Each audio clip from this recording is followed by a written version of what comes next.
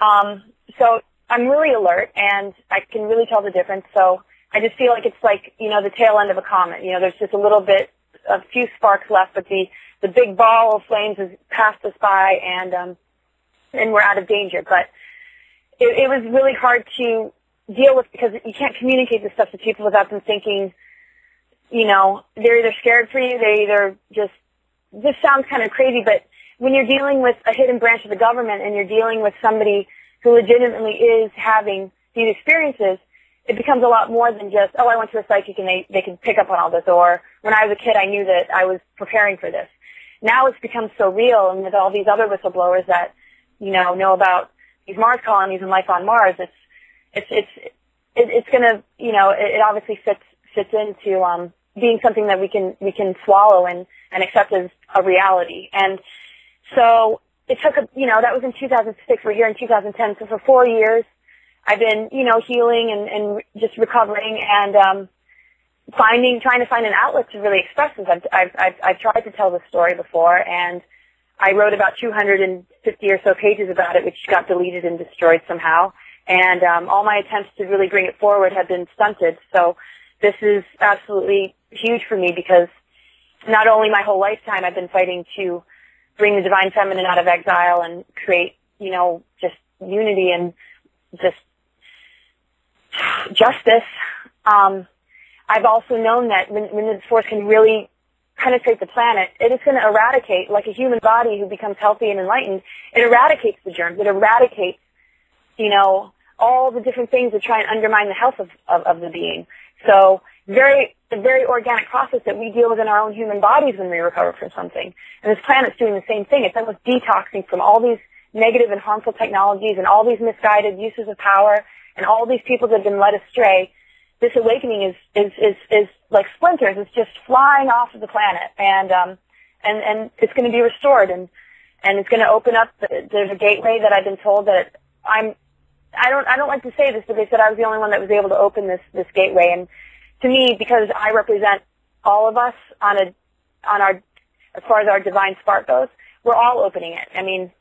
But it's that particular energy that is capable of doing it that I would say I speak for, and I'm just completely devoted to just never turning my back on or being unaware of it. So that's where we're headed. I feel that even if a lot of members of humanity don't understand that there is something opening up that is going to enable us to exist in a higher vibration of what planet Earth is.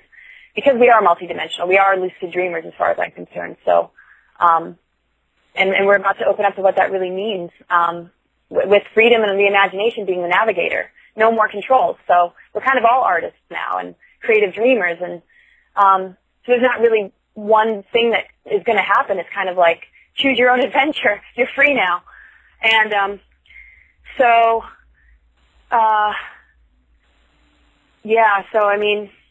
well, now that after all those years, it's yeah, and go ahead. Yeah, one really powerful theme, just to follow up on this, about the Mars colony seems to be 2012 cataclysm or transcendence, and the Mars colony was about either a planned or natural cataclysm on Earth, and what you're talking about is really a transcendence in 2012 on Earth. And could you talk more about that?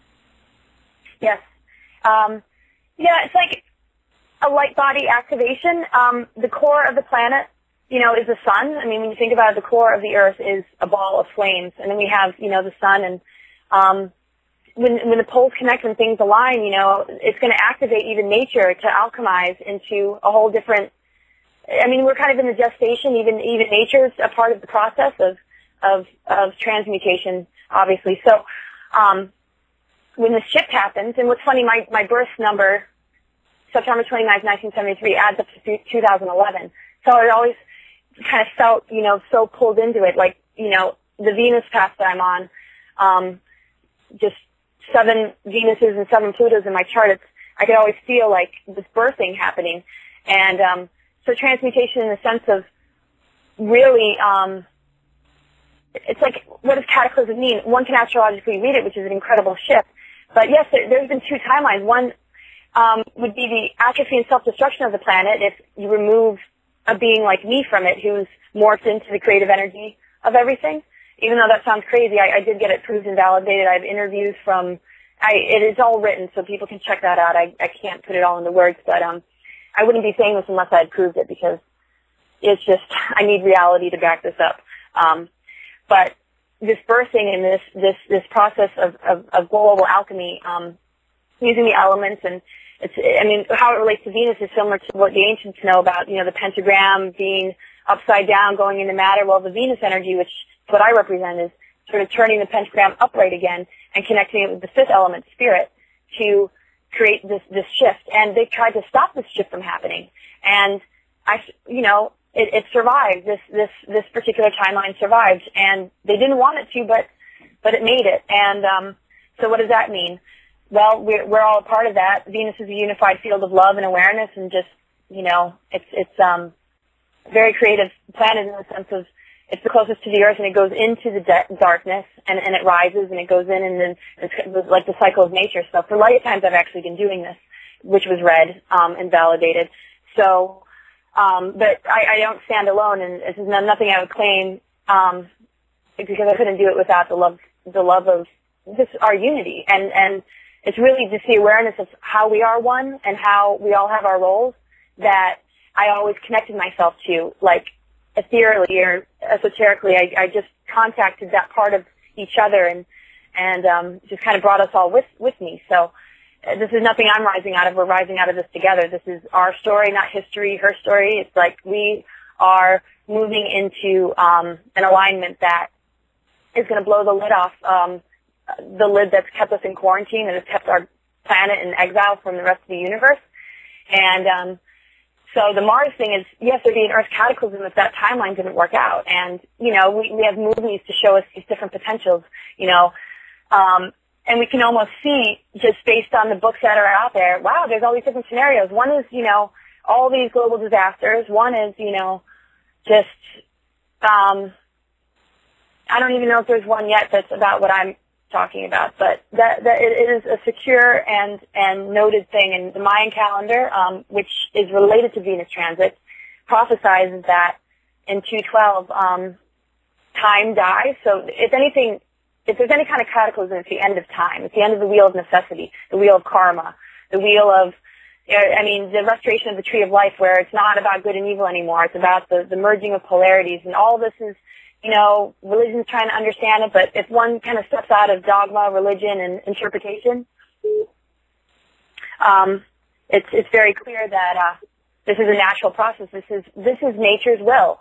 It's not, you still there? Yes.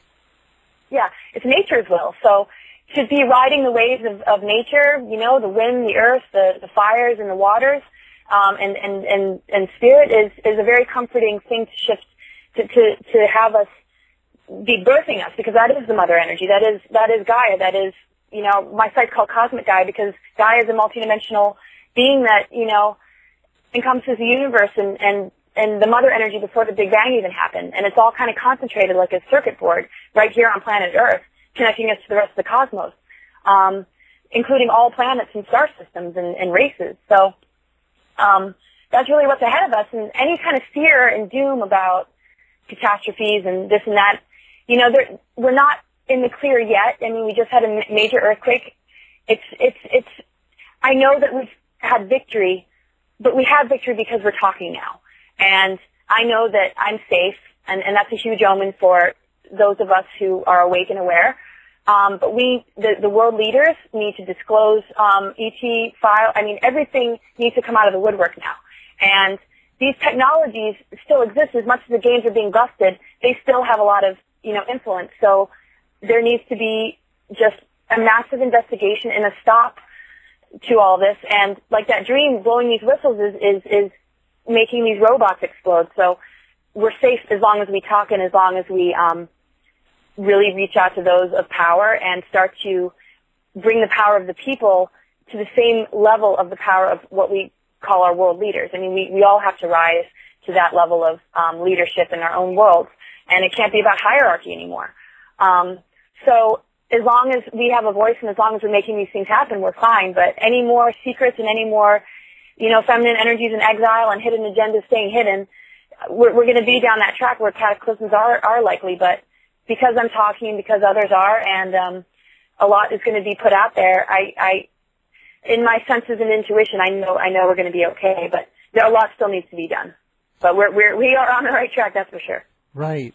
Now, just for the listening audience, the details of the secret Mars colony, a lot of the details are in your paper, in your article. I can barely hear you again. Oh, okay. We have about 5 minutes left in this segment.